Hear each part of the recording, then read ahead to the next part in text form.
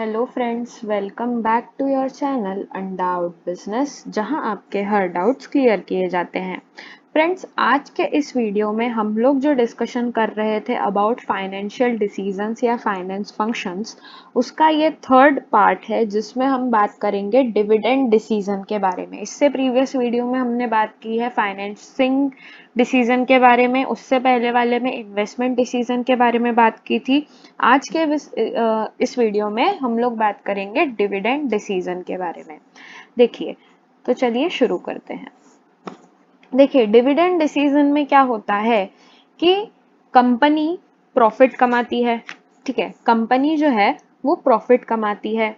अब क्या होता है, इस प्रॉफिट में से, ये जो पर्टिकुलर प्रॉफिट होता है, इस प्रॉफिट में से कुछ पोर्शन वो क्या करती है, जो उसने क्रेडिटर्स से परचेस किया हुआ माल रहता है, उसका जो उसने स्टॉक परचेस किया हुआ रहता है, उसको पेमेंट करेगी। पहले वो क्रेडिटर्स को पेमेंट करेगी, फिर उसके बाद डिबेंचर होल्डर्स को पेमेंट करेगी, फिर एम्प्लॉयज को पेमेंट करेगी, और फिर उसके बाद जो बचा हुआ रहता है प्रॉफिट, वो शेयर होल्डर्स के लिए रहता है।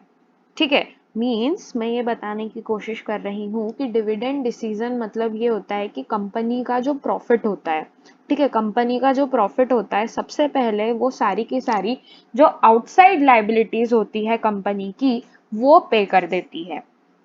ठीक है, और फिर जो बचा हुआ पैसा रहता है एज ए प्रॉफिट कंपनी के पास, वो किसको देती है? शेयर होल्डर्स को देती है। शेयर होल्डर कौन होते हैं दोस्तों? शेयर होल्डर, देखो, कंपनी का जो कैपिटल होता है ना, वो छोटे छोटे पार्ट्स में डिवाइडेड रहता है, जिससे शेयर बोलते हैं, और शेयर की एक पर्टिकुलर वैल्यू होती है। ठीक है, अब शेयर होल्डर वो होता है जो कि उन शेयर्स को परचेस करता है, उस पर्टिकुलर वैल्यू को देकर के जो पर्सन है वो शेयर को परचेस करता है और वो कंपनी का शेयर होल्डर बन जाता है। तो शेयर होल्डर को कंपनी प्रॉफिट में से कुछ पोर्शन दे देती है। ठीक है, क्योंकि आपने, जो शेयर होल्डर है, उसने पैसा लगाया रहता है कंपनी में, तो उसके बदले में जो कंपनी है वो उसको कुछ पैसा प्रॉफिट में से दे देती है। तो ये जो पोर्शन रहता है ना, जो प्रॉफिट में से शेयर होल्डर को दिया जाता है, उसी को कहते हैं डिविडेंड। कंपनी अपने शेयर्स पर शेयर होल्डर्स को क्या देती है? प्रॉफिट में से कुछ पोर्शन दे देती है, जिसको कहते हैं डिविडेंड। अब कंपनी, जो सरप्लस फंड उसके पास बचता है, सरप्लस फंड यानी कि सारे आउटसाइड लाइबिलिटीज के पेमेंट के बाद जो उसके पास पैसा बचेगा, वो होता है सरप्लस फंड। अब सरप्लस फंड के बारे में जो डिसीजन लिया जाता है, उसको डिविडेंड डिसीजन बोलते हैं। और ये जो कंपनी का सरप्लस होता है, वो कंपनी दो तरीके से रख सकती है। कंपनी दो तरीके से इस सरप्लस का यूज कर सकती है। पहला है कि भैया वो क्या करे, इक्विटी शेयर होल्डर्स को क्या करे, डिविडेंड दे दे। जैसे कि मैंने आपको बताया था कि प्रॉफिट में से आधा पोर्शन जो है वो शेयर होल्डर्स के पास जाता है, और जो शेयर होल्डर्स के पास जो पैसा जाएगा उसको डिविडेंड बोलेंगे। तो जो भी सरप्लस फंड्स है, मींस जो भी कंपनी का प्रॉफिट है, after payment to the outside liabilities, है ना, उसके बाद जो पैसा बचेगा, कंपनी या तो उसको एज ए डिविडेंड डिस्ट्रीब्यूट कर दे शेयर होल्डर्स में, या फिर वो अपने पास एज ए रिजर्व्स, है ना, कुछ पैसा अपनी कंपनी में वो एज ए रिजर्व बना के रख ले, फ्यूचर के लिए वो रख ले। तो जो भी कंपनी का सरप्लस होता है, वो दो तरीके से यूज कर सकती है। या तो वो क्या करे, डिविडेंड दे दे कंपनी शेयर होल्डर्स को, या फिर वो अपने पास एज ए रिजर्व, फ्यूचर के यूज के लिए रिजर्व या रिटेन अर्निंग के रूप में वो क्या कर सकती है, कंपनी अपने पास पैसा रख सकती है। लेकिन ये प्रॉफिट कौन सा है दोस्तों? प्रॉफिट वो प्रॉफिट है जो कि सारी आउटसाइड लाइबिलिटीज के पेमेंट के बाद बचा हुआ प्रॉफिट जो है, या तो कंपनी उसको शेयर होल्डर में बांट सकती है, या फिर वो as a retained earning company को रखना होता है अपने पास। तो डिविडेंड डिसीजन में यही डिसाइड किया जाता है कि कंपनी क्या करे। कंपनी या तो डिविडेंड बांट दे या फिर रिटेन अर्निंग बना के उसको रखे। तो कंपनी इसी बारे में डिसीजन लेती है। ठीक है, आई होप आपको डिविडेंड डिसीजन क्लियर हुआ होगा कि क्या होता है ये। अब फैक्टर्स अफेक्टिंग डिविडेंड डिसीजन, मतलब कंपनी जब भी कोई डिविडेंड डिसीजन लेती है तो उसको किन बातों का ध्यान रखना चाहिए।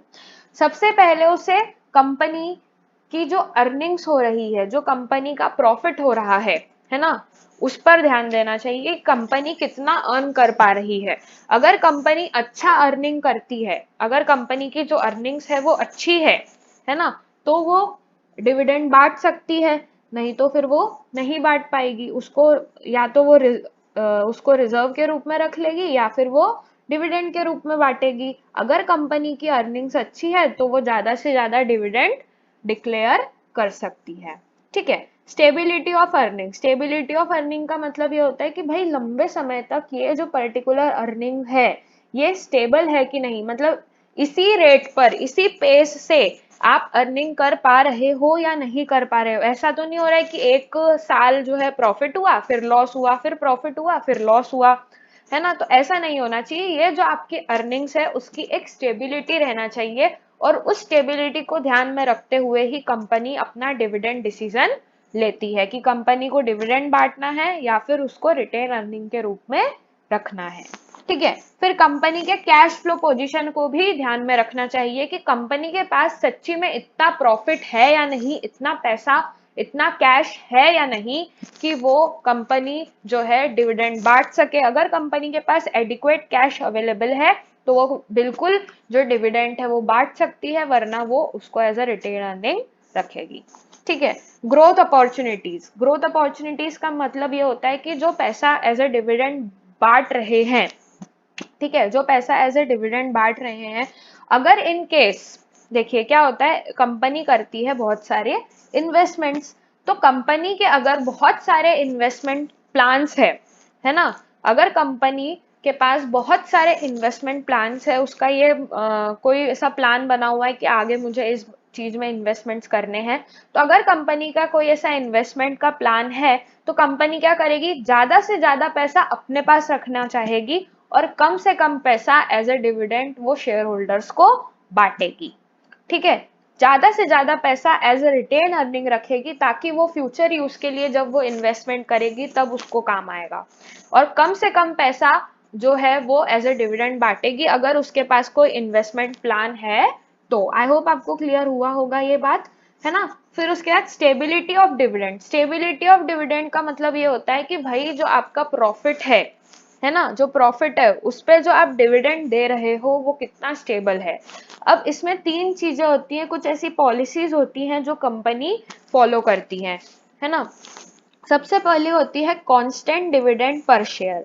कांस्टेंट डिविडेंड पर शेयर का मतलब ये होता है दोस्तों, कांस्टेंट डिविडेंड पर शेयर का मतलब ये होता है दोस्तों कि कंपनी क्या करती है, जो उस, अब शेयर होल्डर्स, जो कंपनी के शेयर होल्डर्स होते हैं, उन्होंने जितना इन्वेस्टमेंट किया है कंपनी में, ठीक है, मैं बता रही हूँ आपको कांस्टेंट डिविडेंड पर शेयर के बारे में, कि कंपनी, सॉरी, जो शेयर होल्डर्स है उन्होंने कंपनी में, है ना, उन्होंने कंपनी में जितना इन्वेस्टमेंट किया है उसके बदले में या उस हिसाब से, है ना, कंपनी में शेयर होल्डर ने जितना इन्वेस्टमेंट किया है उस हिसाब से कंपनी क्या करती है, एक पर्टिकुलर परसेंटेज डिसाइड कर लेती है कि भैया आपने अगर इतना इन्वेस्टमेंट किया है तो इतना परसेंटेज जो है आपको डिविडेंड मिलेगा। ये कौन सा था, ये सबसे पहला है constant dividend per share. Company क्या करती है कि शेयर होल्डर ने जितना पैसा इन्वेस्ट किया है कंपनी में, है ना, उस हिसाब से एक पर्टिकुलर परसेंटेज, सपोज करो कि कोई शेयर होल्डर है जिसने 10 लाख रुपए लगाए हैं कंपनी में, तो 10 लाख के हिसाब से अगर सपोज करो 10% डिविडेंड बनता है उस पर, है ना, जितना शेयर होल्डर ने इन्वेस्ट किया है, सपोज करो 1 लाख इन्वेस्ट किया है, अपन थोड़ा और छोटा अमाउंट लेते हैं, सपोज करो उसने 1 लाख इन्वेस्ट किया है और उस इन्वेस्टमेंट पे जो कंपनी डिविडेंड देना चाह रही है वो 10% देना चाह रही है। तो इस तरह से कंपनी क्या करती है, जो पर्टिकुलर शेयर होल्डर का इन्वेस्टमेंट होता है, जो भी इन्वेस्टमेंट्स आते हैं कंपनी के पास, उस हिसाब से वो क्या करती है, उस हिसाब से वो डिसाइड कर लेती है कि कंपनी को कितना, एक particular fixed percentage of dividend company क्या करती है, देती है। क्या करती है कंपनी, देती है। ठीक है। इसके बाद सेकंड जो इसकी पॉलिसी है, सेकंड पॉलिसी जो है वो है कांस्टेंट पे आउट रेशियो। कांस्टेंट पे आउट रेशियो का मतलब ये होता है दोस्तों कि इसमें अब इन्वेस्टमेंट पे कंपनी ध्यान नहीं देती कि जो शेयर होल्डर है उसने कितना इन्वेस्ट किया है, वो ध्यान देती है कि कंपनी का कितना प्रॉफिट हो रहा है। सेकंड बता रही हूँ, कांस्टेंट पे आउट रेशियो, कंपनी का कितना प्रॉफिट हुआ है। ठीक है, कंपनी का जो प्रॉफिट हुआ है उस पे एक पर्टिकुलर परसेंटेज जो है वो एज ए डिविडेंड बांट देती है कि भैया इतना प्रॉफिट हुआ है, सपोज करो 1 लाख प्रॉफिट हुआ है तो 1 लाख पे 10% जो है आपको डिविडेंड मिलेगा। ठीक है, आपको डिविडेंड मिलेगा 10%। तो उस हिसाब से कंपनी का जितना भी प्रॉफिट होता है उस हिसाब से वो एक फिक्स परसेंटेज डिविडेंड का डिसाइड कर लेती है। कुछ companies constant dividend per share पे चलती है, कुछ कंपनीज कांस्टेंट पे आउट रेशियो पे चलती है, और कुछ कंपनीज जो होती है, अरे मेरा मार्कर, हाँ ओके, देखिए कुछ कंपनीज जो होती हैं वो क्या करती है, कांस्टेंट डिविडेंड पर शेयर और एक्स्ट्रा डिविडेंड दोनों पे जाती है। मींस इन दोनों का कॉम्बिनेशन 1+2। 1+2 क्या है, 1+2 इस पर चलती है कोई कोई कंपनी कि एक तो वो अपने शेयर होल्डर के इन्वेस्टमेंट पे भी कुछ परसेंटेज देगी डिविडेंड का, प्लस अगर उसको प्रॉफिट होता है तो भी वो क्या करेगी, अगर उसको प्रॉफिट होता है और वो इन्वेस्टमेंट दोनों को मिला के एक फिक्स परसेंटेज जो है, मतलब परसेंटेज जो है वो डिविडेंड दे देती है। फिक्स नहीं रहता इसमें, देखिए मतलब ये 3 पॉलिसीज जो होती हैं वो कंपनी फॉलो करती है। आई होप आपको ये तीनों पॉलिसीज जो है क्लियर हो गई हो। पहला है कि इन्वेस्टमेंट पे कुछ फिक्स परसेंटेज रहता है वो एज ए डिविडेंड दे दिया जाएगा। दूसरा है अगर कंपनी को प्रॉफिट होता है तो उतना परसेंटेज जो है आपको डिविडेंड दे दिया जाएगा, एक पर्टिकुलर फिक्स परसेंटेज। और जो थर्ड है constant dividend per share and extra dividend, ये 1 और 2 दोनों का कॉम्बिनेशन है, मतलब इन्वेस्टमेंट पे भी आपको डिविडेंड देंगे प्लस प्रॉफिट पे भी आपको डिविडेंड देंगे। आई होप आपको ये स्टेबिलिटी ऑफ डिविडेंड की 3 जो पॉलिसीज हैं ये क्लियर हो गई हो।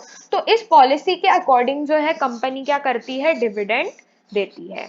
नेक्स्ट है preference of share holders. Preference of share holders का मतलब ये होता है कि देखिए इसमें जनरली देखा जाता है कि किन शेयर होल्डर्स को पहले पेमेंट करना है। अगर जैसे कोई रिटायर्ड शेयर होल्डर है, एज ग्रुप के हिसाब से भी देखा जाता है, और किन शेयर होल्डर्स को पहले पेमेंट करना है। जैसे शेयर्स भी 2 तरह के होते हैं, एक होता है इक्विटी शेयर, एक होता है प्रेफरेंस शेयर। तो प्रेफरेंस शेयर्स जो होते हैं, प्रेफरेंस शेयर होल्डर्स जो होते हैं उनको पहले पेमेंट करना होता है। तो इस हिसाब से भी देखा जाता है कि किन शेयर होल्डर्स को पहले पेमेंट करना है और किन को बाद में। अब जैसे अगर मैं एज ग्रुप के हिसाब से बताऊं तो अगर जो रिटायर्ड शेयर होल्डर्स हैं कंपनी के, मींस कि ऐसे कोई पर्सन जो रिटायर हो चुके हैं और उसके बाद वो अपने जॉब से रिटायर हो चुके हैं लेकिन वो कंपनी के शेयर होल्डर्स हैं, तो कोई ऐसे रिटायर्ड शेयर होल्डर्स होते हैं ना, तो उनको क्या करते हैं, मतलब कंपनी के पहले वो शेयर होल्डर रह चुके हैं या बाद में वो रिटायर हो गए, इस हिसाब से भी आप देख सकते हो। तो है ना, जो कंपनी के रिटायर्ड शेयर होल्डर्स होते हैं उनको पहले पेमेंट करना पड़ता है क्योंकि वो ज्यादा एक्सपेक्ट करते हैं कंपनी से कि उनको ज्यादा से ज्यादा अमाउंट मिलेगा। और जो यंग या ऐसे वेल्दी शेयर होल्डर्स होते हैं उनको बाद में दिया तो भी चल जाता है। तो प्रेफरेंस ऑफ शेयर होल्डर्स भी देखा जाता है while taking this dividend decision. फिर टैक्सेशन पॉलिसी। टैक्सेशन पॉलिसी देखिए आजकल जो डिविडेंड है, पहले डिविडेंड टैक्स फ्री हुआ करता था लेकिन आजकल जो डिविडेंड है वो टैक्सेबल हो गया है। ठीक है, तो कंपनी मतलब जो गवर्नमेंट की या जो भी डिपार्टमेंट, इनकम टैक्स अथॉरिटी की जो टैक्सेशन पॉलिसी है उसको ध्यान में रखते हुए भी जो डिविडेंड डिसीजन है वो लिया जाता है। ठीक है, फिर access to capital market considerations. अगर ज्यादा से ज्यादा एक्सेस कर सकती है कंपनी कैपिटल मार्केट को तो वो ज्यादा डिविडेंड देगी, क्योंकि उसको अगर ऐसा है कि उसके शेयर की ज्यादा वैल्यू है मार्केट में तो उस हिसाब से वो डिविडेंड देगी, और अगर उसकी कम वैल्यू है तो उस हिसाब से वो डिविडेंड देगी। तो किस तरह से वो कैपिटल मार्केट को एक्सेस कर पा रही है उस हिसाब से वो डिविडेंड देती है। फिर लीगल रिस्ट्रिक्शंस। लीगल रिस्ट्रिक्शंस का मतलब ये होता है दोस्तों कि कंपनीज एक्ट में, है ना, कंपनी का जो भी काम चलता है वो कंपनीज एक्ट 1956 या अभी लेटेस्ट में जो एक्ट चल रहा है वो कंपनीज एक्ट 2013 उसके हिसाब से चलता है। तो कंपनीज एक्ट में जो रिस्ट्रिक्शन लगाए गए हैं उस हिसाब से कंपनी को डिविडेंड देना पड़ता है। कंपनीज एक्ट में ये बोला गया है कि अगर कंपनी को प्रॉफिट होता है तो ही कंपनी जो है वो डिविडेंड देगी। कंपनी डिविडेंड तब देगी जब वो अपने रिजर्व्स बना लेगी, उसके बाद जो पैसा बचेगा उसके लिए वो क्या करेगी, एज उसको डिविडेंड बांटेगी। तो ऐसे बहुत सारे रिस्ट्रिक्शंस है कंपनीज एक्ट में जिसको फॉलो करने के बाद ही जो है कंपनी को डिविडेंड देना होता है। फिर कॉन्ट्रैक्चुअल कंस्ट्रेंट्स का मतलब ये होता है कि डिविडेंड जो होता है ना वो सरप्लस में से निकलता है। तो जो जैसे अपन ने किसी से लोन उठाया है, कोई फाइनेंशियल इंस्टीट्यूशन हो गया या कुछ भी हो गया, उससे अपन ने लोन उठाया है, तो अपना और जो फाइनेंशियल इंस्टीट्यूशन है या किसी भी जगह से अपन ने लोन उठाया है तो उसमें एक कॉन्ट्रैक्ट बनता है, और उन कॉन्ट्रैक्ट के जो भी रूल्स एंड रेगुलेशंस है उसको फॉलो करते हुए ही हमें डिविडेंड डिसीजन लेना है। ठीक है। स्टॉक मार्केट रिएक्शन का मतलब ये होता है कि भाई अपन क्या करते हैं, स्टॉक मार्केट से शेयर्स इशू करते हैं और शेयर्स पे फिर डिविडेंड देंगे हम। तो स्टॉक मार्केट का क्या रिएक्शन बनता है हमारे शेयर्स पे कि शेयर की वैल्यू कैसी है, उस हिसाब से क्या रिएक्शन है स्टॉक मार्केट का, उस हिसाब से जो है डिविडेंड डिसीजन लिया जाता है। तो आई होप आपको ये सारे फैक्टर्स क्लियर हो गए होंगे जिसके हिसाब से कोई भी डिविडेंड डिसीजन लिया जाता है। आई होप आपको डिविडेंड डिसीजन क्या होता है वो भी क्लियर हो गया हो। तो अगर आपको मेरा वीडियो अच्छा लगा, कुछ भी नॉलेजेबल आपको अगर इससे नॉलेज मिला हो, तो प्लीज मेरे वीडियो को लाइक कीजिए, अपने फ्रेंड्स एंड फैमिली में शेयर कीजिए और मेरे चैनल को सब्सक्राइब करना ना भूलिएगा। Thank you.